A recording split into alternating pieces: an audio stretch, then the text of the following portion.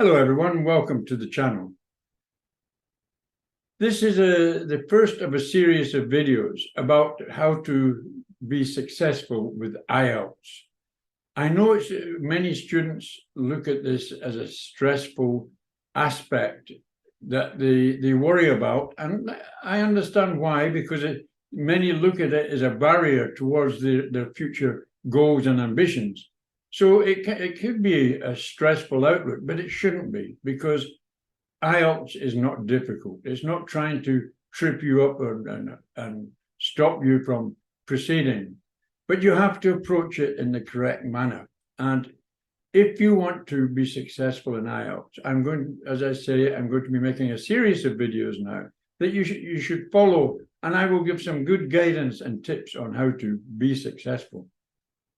In this video, I will set out my thoughts on the best ways to approach the test, and then if you care to subscribe and ring the bell, you will get a series of videos coming up that you will be notified about, that will give you good guidance, good advice, and some pointers, etc., to make sure that you successfully pass through and get your IELTS test behind you.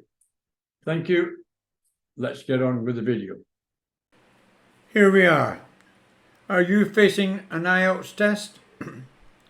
Are you tired of feeling overwhelmed and stressed about the IELTS test? You're not alone. The majority of students facing it do have concerns, even though they shouldn't have. But what if I told you that success is within easy reach? Would that help you feel better?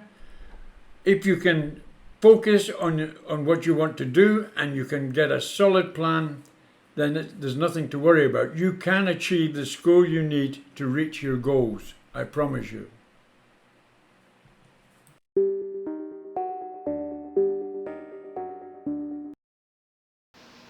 So at this point, I would like to really give you some words of caution. You've made a plan and you're working to your plan. Please be careful of some of the videos you might watch on YouTube. You might ask me why.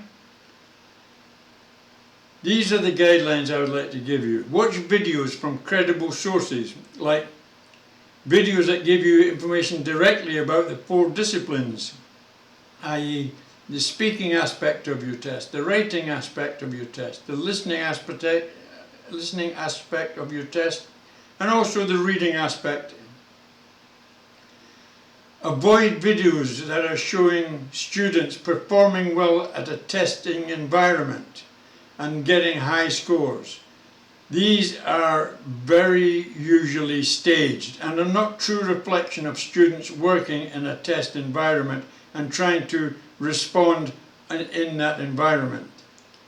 And the result of watching these people giving perfect answers, etc., at what looks like a testing environment will undermine your confidence and might make you feel inadequate. So it's important not to do that. Another thing, many videos encourage you to sign up for a course consisting mainly of PDFs and videos with very little feedback to actually how your preparation is progressing. And that's the most important aspect that you need when you're getting ready for tests.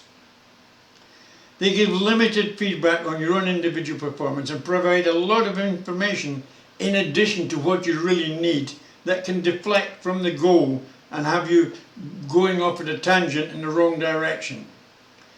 A much better investment is to utilize the services of a dedicated test tutor who will mentor you towards your success and give you feedback and guidance all the way. Remember, the goal is to learn the language in a way that is accurate and relevant to the test you are taking. So be mindful of the videos you choose to watch and make the most of the language learning experience that is on YouTube. So, let's talk about what you personally need to guarantee your success in IELTS. Firstly, you're definitely going to need an intermediate English ability at least.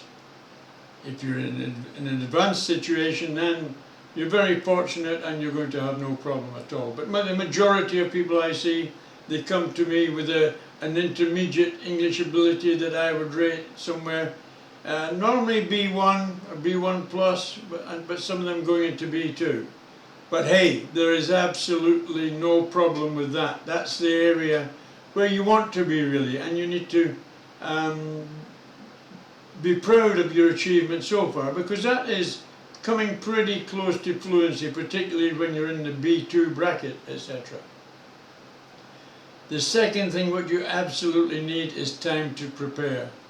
I have had many students come to me thinking about getting ready for their tests, and they've got 1 or 2 weeks left and they want to try and condense it and do it, and it depends where they are. Some can do it if they're quite well, if they have a good ability already, but I would say it's much more effective if you give yourself a realistic time to prepare. Depending where you are, I would give myself, if I had to do it, I would give myself 4 to 6 weeks anyway, depending on, once again, on ability. And then you can work out in that 4 to 6 weeks, you can work out how you're going to get to where you need to be by the time you take the test. One thing you absolutely do need, and that's dedication. Nobody is going to learn this for you. You're the one that's doing the learning. You're the one that's doing the preparation.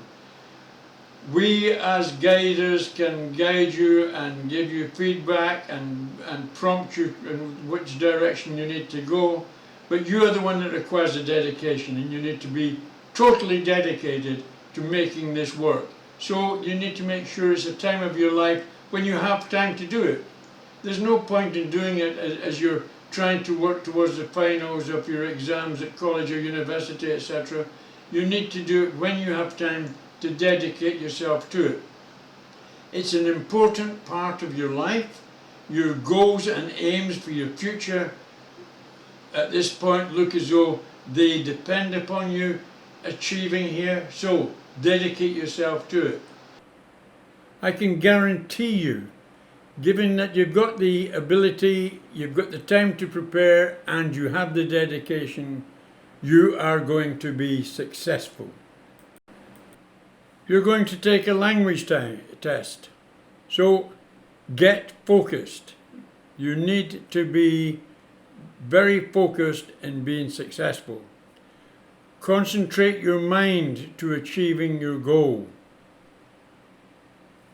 Avoid distractions. It's so easy to go on the internet, YouTube or some other platforms, and you see something, you think, oh, this may help, this may be of interest, and then you're looking at this and then you're getting distracted away from your studies, and it will detract, and it's not distracting you from your studies, it's using your time.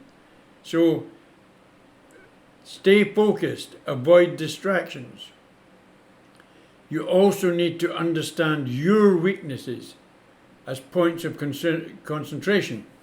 So if you know that the writing is what your biggest weakness, that's going to have to be one of the areas that you particularly focus on above the others, although they will all require focus. Identify your weaknesses and identify your strong points and prioritize them. Monitor your progress. You know where you've got to go, and monitoring your progress in conjunction with the plan that you're making. Monitor your progress, be aware of your progress, and if it's falling behind, then modify your plan to help you get back on track. And set yourself daily and weekly goals, and that way it will help you monitor your progress. You're taking a language test. Well, you better start making a plan. Make a study plan. So what are you going to put in that study plan? Well, the first thing you really need to know is exactly what is expected of you and what the particular standard you want to achieve requires you to do to achieve it. You need to know the format of the testing system, how it works, what you're going to be expected to do, and you have to fully understand every single little aspect of that test. You need to make a mix of the 4 disciplines in your study plan, knowing where your strengths and weaknesses are. Then you'll be able to make your plan out. So you give the priority to the weaker aspects that you have, but you don't ignore the stronger elements. So the study plan needs to take all of these into consideration. Set realistic goals that you can achieve. There's no point of setting goals that are way beyond what you can achieve. So be realistic and set the goals that you can achieve. Monitor your progress. That's very, very important. You really need to know that you're working to your plan and you're developing at the sort of rate that you would hope you are. This is one of the areas where having a personal tutor can come in, can give you a great advantage, because they know how to monitor your progress and know how to advise and point you in the right direction if changes need to be done to meet the targets. As I say, seek assistance if required. And finally, say what you will do, then do what you said you will. That's the aspect of a good plan. Well, thank you for watching this video so far. And to conclude, I would just like to say that as I've indicated before, I'm about to start a whole series of these videos on taking these language tests, where I will cover the various elements of the test, the speaking, the writing, the listening, and the reading, and giving tips and guidance on how to do it, and how to do it, more importantly, the most efficient way, and being realistic and not being crazy about what you can actually achieve in the time. We've got to be realistic and set our goals and etc. to what we know we can achieve in the time that we have to get there. So this is all part of the way I'll be addressing these videos coming up. It's so easy to get distracted and start. I've seen students trying to learn thousands and thousands of words, etc., and good vocabulary that they can use on the day. Well, here's a little secret as you've watched it this far, you don't need all that vocabulary, and you don't need all those idioms and phrasal verbs. But what you do need vocabulary, and you do need idioms, and you do need phrasal verbs that you can use on the test day, that you can adapt easily to answer the types of questions that you know you're going to be asked. So you don't need to learn a lot at this moment of time. You just need to learn the ones that you can use and get through the test. And that's the areas where I specialize in. I've got a lot of history in getting students successfully through these tests, and I hope that if you require it, then you will allow me to help you too. But anyway, watch out for the videos. And once again, thank you for watching. Bye for now.